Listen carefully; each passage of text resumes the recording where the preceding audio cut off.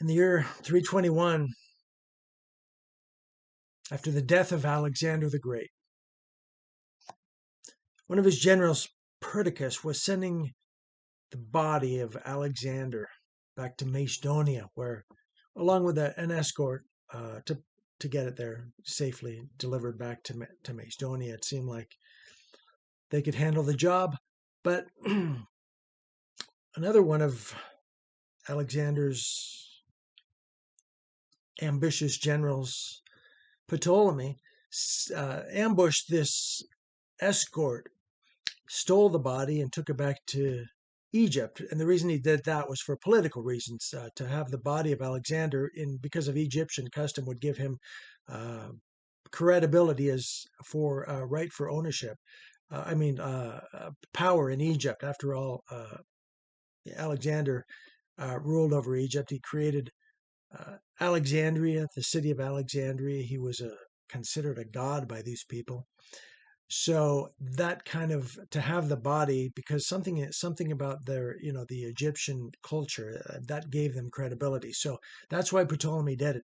So he took the body back to Egypt. The only problem, obviously, is Perdiccas was trying to send it to Macedonia, and he didn't like these shenanigans, uh, this attempted coup, or this theft of the body, uh, by Ptolemy, and taking it back to Egypt, and war was imminent. Perdiccas was not going to put up with that. So imagine this is 321 BC. Perdiccas organizes his army and marches on Egypt. He arrives in the easternmost delta of the Nile River, and he's ready to attack. There's one major problem that he was facing, which is that Ptolemy had placed garrisons all along the opposite bank of the river. Now, this makes it a very, very difficult attack, because you can't really, you're going to attack, you have to cross the river to make the attack, it's difficult to do a river crossing, and obviously you're exposed when you're doing that, so that's not going to work. Uh, so so Perdiccas decided to head upriver. Now, Ptolemy had all these garrisons along the other side of the river. He also had the main body of his army was a shadow army, which was roving in order to counter the movements of the main army of Perdiccas. And so that's what was going on. But Perdiccas thought, all right, well, I'm going to go far upriver and I'll cross there. It's possible it could work. Um, so the only problem was, Perdiccas was under a lot of pressure to get a victory, and that kind of pressure can cause rash action, possibly desperate moves. Anyway, so he heads upriver. He heads far upriver, and he decides to cross at a place called Camel's Rampart. He knows he has to act quickly, because he also knows that Ptolemy's army is going to be coming, and he's got to act quickly, because he wants to take over Camel's Rampart, smash that rampart, and take control of the fort before Ptolemy's army gets there.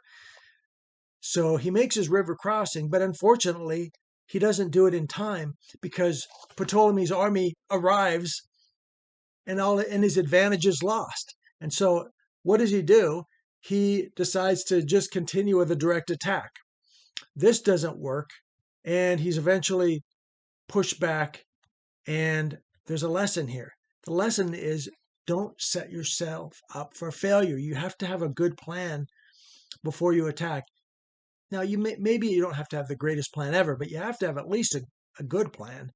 It didn't work here, because a direct attack is not a good plan. And especially when you don't even have time in order to pull it off before the main force arrives. So he lost on paper before this battle even begun. So the lesson is planning.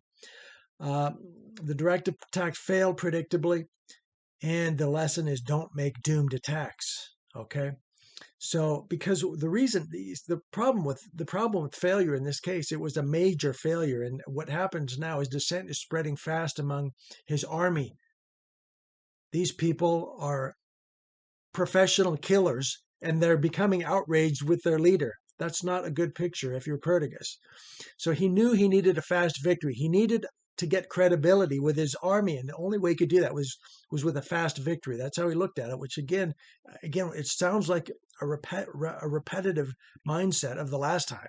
He's going to push things. He's going to try to force the issue. So he marches even farther up the river, decides to cross there.